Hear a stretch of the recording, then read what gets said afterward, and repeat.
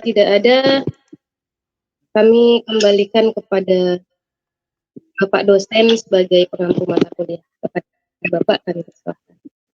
Iya, makasih. Alhamdulillah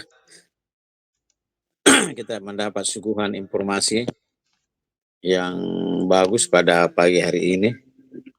Kalau tadinya Pak Azhar ya, karena yang tertulis ini Al.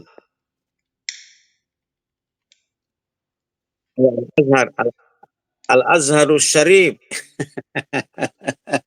Ini di mana ini? Di mana Pak Azhar ini sekarang? Posisinya sekarang saat ini di mana?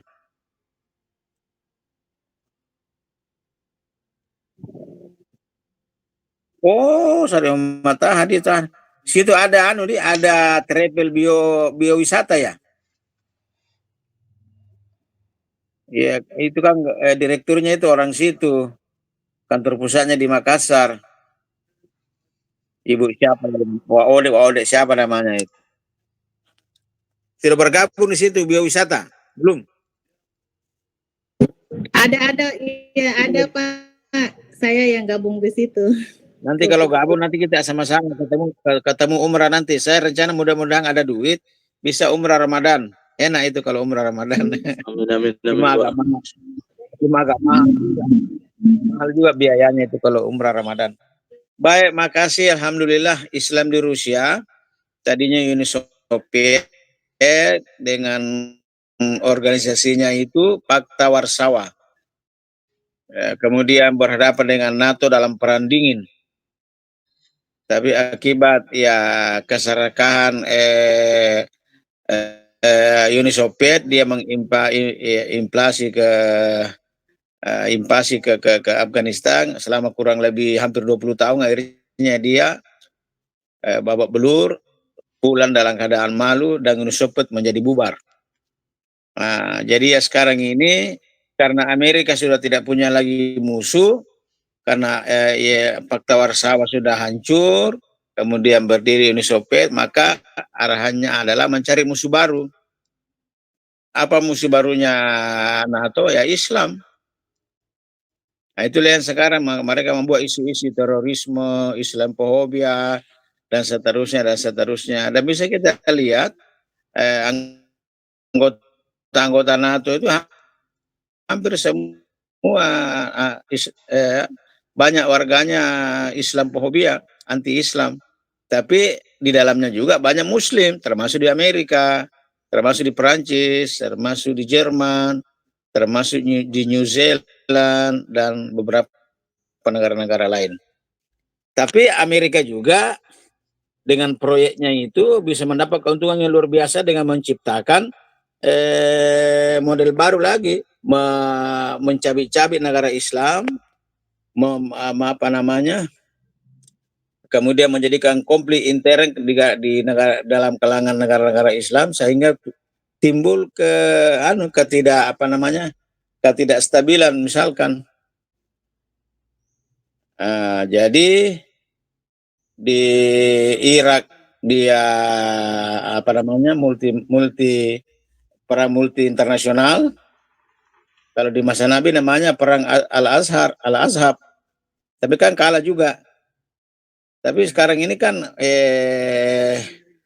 akibat daripada kehancuran Baghdad itu, Irak itu, Amerika membuat di sana pangkalan. Nah, sekarang ini jadi bulan-bulan oleh orang-orang Irak. Dibom terus-menerus itu, supaya bisa dia keluar dari situ. Demikian yang terakhir itu kan Libya. Libya juga diintervensi. Akhirnya Libya hancur. Nah, dia berusaha lagi masuk di Syria, tapi masuk Uni Soviet, masuk Rusia, masuk Iran. Akhirnya terjadi perang bukan segitiga, segi empat.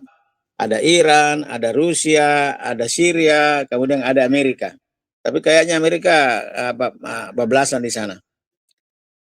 Nah, jadi begitu. Jadi sesungguhnya ini apa yang terjadi di orang mengatakan Timur Tengah, sesungguhnya istilah Timur Tengah itu bagi kita, bagi Barat itu cocok itu, kalau di Barat cocok. Tapi kalau kita di Indonesia mengatakan Timur Tengah itu kurang tepat. Karena kita berada di timur. Yang benar itu adalah barat tengah. Jadi Al-Gharbul Awsat, bukan Asyarqul Awsat. Karena kita ada di timur. Kalau Eropa mengatakan Asyarqul Awsat di Middle East, itu okay. Tapi kalau kita mengatakan Asyarqul Awsat di Middle East, nah itu sesungguhnya salah istilah. Tapi itulah karena mereka menciptakan istilah dan tidak ada yang membuat istilah baru. Nah, mudah-mudahan kita di program S3 ini membuat istilah baru, bukan lagi Timur Tengah, tapi Barat Tengah. Dan itu yang memang yang paling tepat, Al-Gharbu Al-Awsat. Itu yang kedua. Yang ketiga, ada analisis politik di Jazirah Arab itu, bahwa kalau saja negara-negara Arab itu sadar sesadar-sadarnya dan tidak mau dipermainkan oleh Amerika dan NATO yang anti-Islam itu, lalu mereka itu membuat semacam komitmen bersama untuk saling at-tafahum, memahami sesama negara-negara Arab itu sehingga tidak jadi konflik. Setahun saja itu mereka tidak terjadi konflik, tidak membeli senjata ke negara-negara industri di Barat, maka Barat itu akan mati kelaparan. Akan mati kelaparan. Kenapa? Karena mereka tidak punya sumber alam yang memadai. Jadi mereka itu membuat industri, dengan industrinya itu membuat peta konflik, akhirnya terjadi perang. Perang Afghanistan, perang Syria, Libya, Yaman, kemudian apalagi beberapa negara Barat itu, akhirnya mereka laku senjatanya. Dan yang paling banyak membeli senjata itu adalah negara-negara Arab, karena negara Arab ini tidak ada yang memproduksi senjata. Arab Saudi itu membeli senjata hanya karena banyak dia punya uang, jadi dia membeli teknologi, bukan menciptakan teknologi.